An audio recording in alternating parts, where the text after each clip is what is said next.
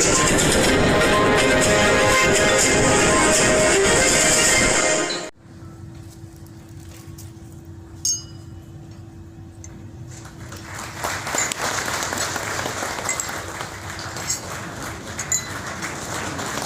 you. And I would also like to request the Senior Vice President Saket Ramyani to felicitate the Second Lady of India, Dr. Sudesh Dhanakhad.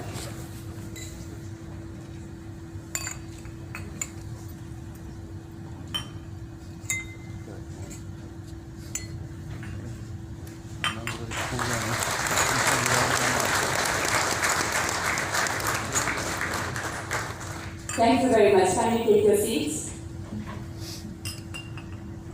And now I would like to request Sri Sanjeev Agarwal, the Vice President. Sanjay Agarwal, the immediate former President, distinguished audience. I have a number of friends here, to name them, associated with the leaders of industry on the occasion of 117th annual session of this chamber that is in its second century. When I came here, introduction was given. Introductions often are very embarrassing and they can be cushioned also. But undoubtedly there has to be a caveat when your spouse is on your right side.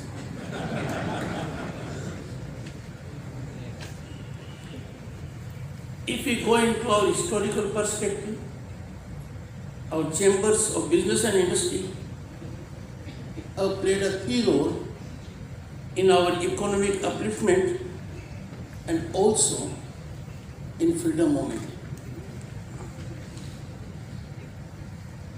I take this opportunity to urge leading national chambers to pool their talent in a think tank platform so that there is consensual stance on issues that call for addressing by the government and other agencies. If chambers come together,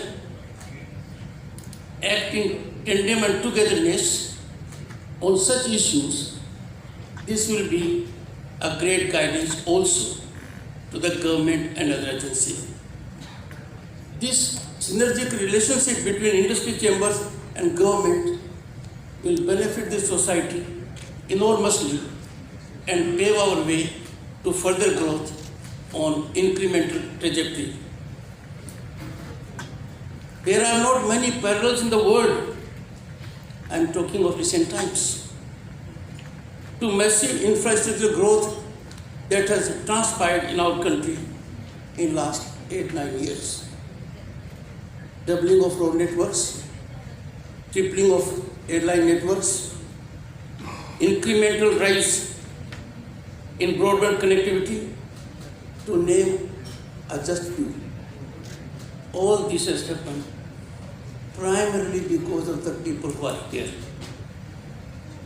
This could not have happened unless there had been dedicated commitment and focused attention by leaders of the industry and business. In this scenario, there could not have been a more apt team than India at 75, celebrating India's pursuit of self-reliance. It is of contemporaneous relevance and appropriate for a national chamber in its second century. Certainly, the discussions, deliberations, and sideline interactions amongst business leaders are bound to be useful. I hope this will fructify more significantly in this session. Atmanirbhar Bharat, we talk about it, but if you look back, it is a reflection of Swadeshi movement a century ago during our freedom struggle. India's pursuit for self-reliance is different than other countries, very different. And medical supplies, to talk of recent events, to more than 100 countries during COVID menace is just one such glorious, glaring example. There are many. Industry has always been a key part of India's growth story. And this has happened in spite of hiccups, in spite of problems. The creators of wealth, creators of employment, those engaging in innovation, taking all risks for national benefit, surely need an ecosystem that is at least not in obstruction mode. I congratulate the industry for shaping India what it is today and what it will be in decades to come. Things have taken shape for the better on account of series of affirmative and well thought out government policies. We have seen spectacular growth in recent times, all because affirmative steps that had not been taken for a long time, they were taken with courage, conviction, and in national interest. Economists have indicated, and firmly based on statistics, that Bharat, the world's fastest growing large economy, as was indicated by the Honorable President, the fifth largest and honor we got only a few weeks ago.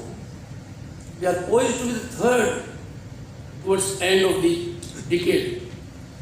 This could not have happened.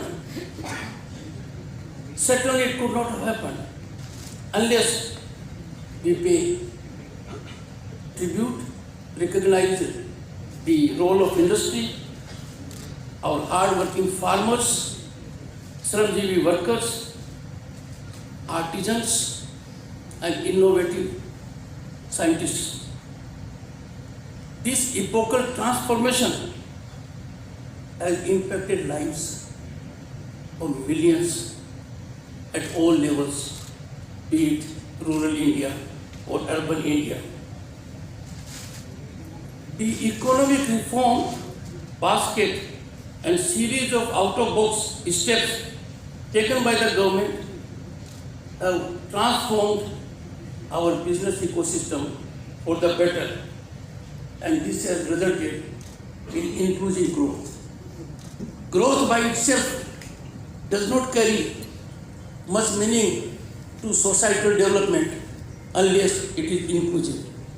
That inclusive growth we have witnessed in recent times, be it inclusion of people in the banking system, be it making available a platform to those who have talent but no money, and the impact is being felt all over. For the first time, the country came to help, and something that was needed long back is Skill Development Ministry, and that is in tune with the time and the demand of the situation. I would make an appeal to the industry, because industry alone can catalyze the wholesome development, and that is optimal utilization of human resource, especially from younger demographics. We must create an environment, ecosystem where every talented person is in a position to fully exploit these are talent. Utilization of talent, underemployment, I would say, and use a very strong word, are curse to development. We have to be antidotal to such kind of situations, and that can be done only, primarily, principally by the people who are in this hall. Need for systemic utilization of resources, both human and natural, can never be overemphasized.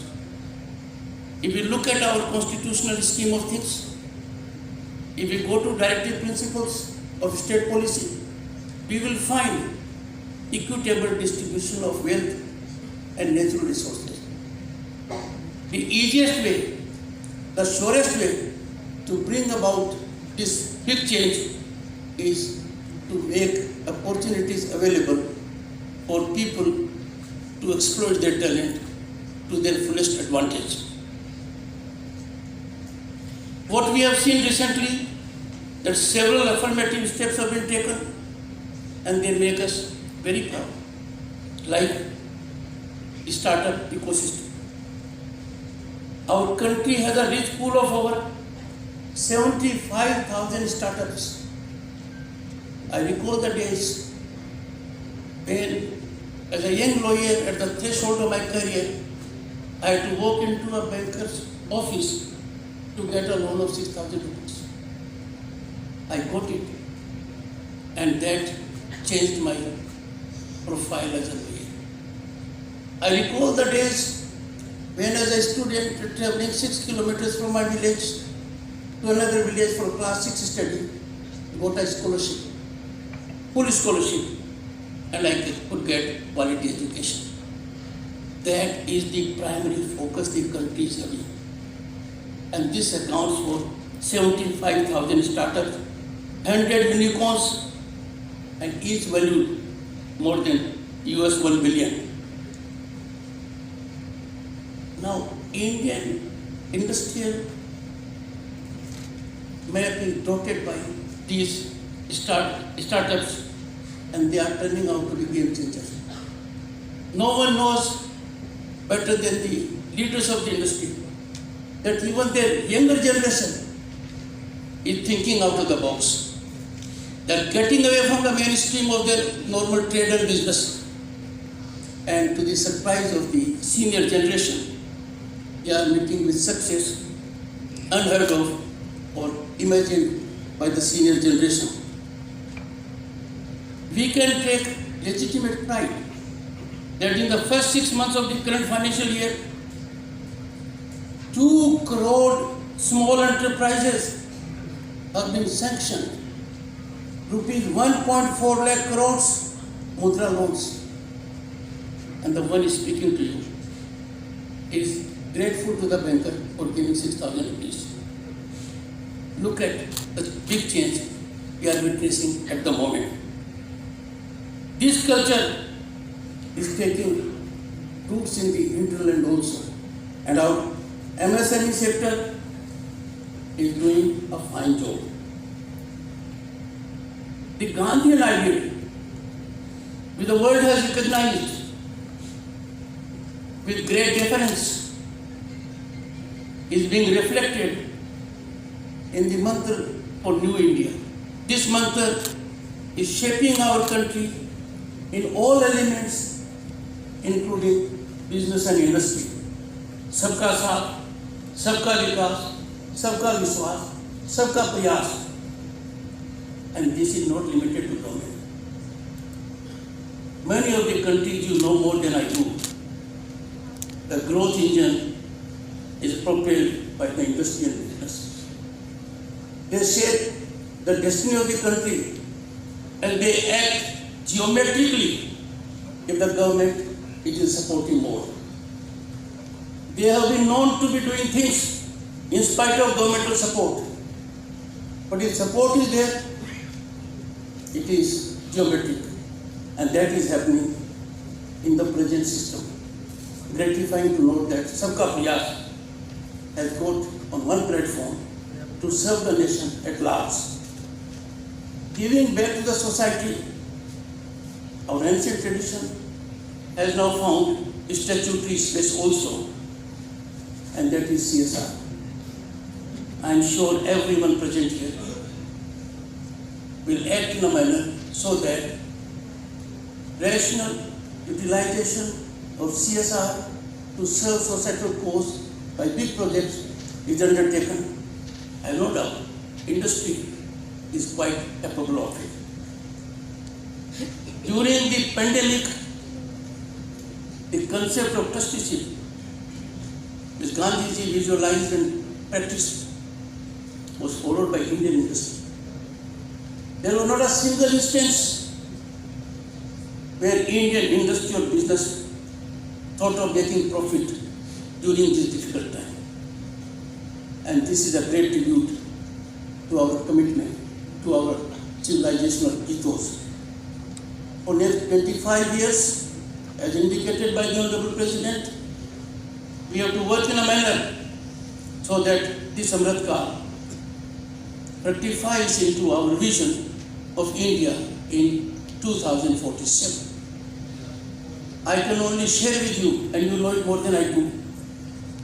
What happened till now is remarkable, glorious, unthinkable. But what will happen every year now onwards will make us realize we are on way to attaining our age-old status of being leaders in every walk of life at a global benchmark.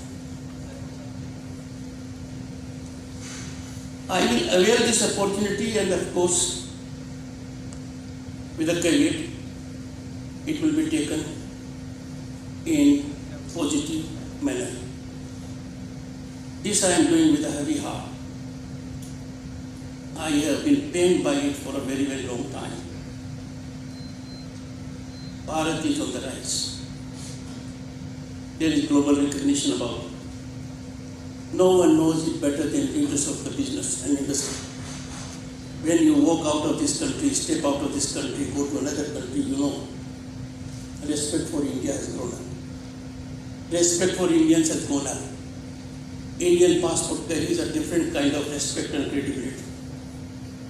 We are a nation no longer bound by what others say.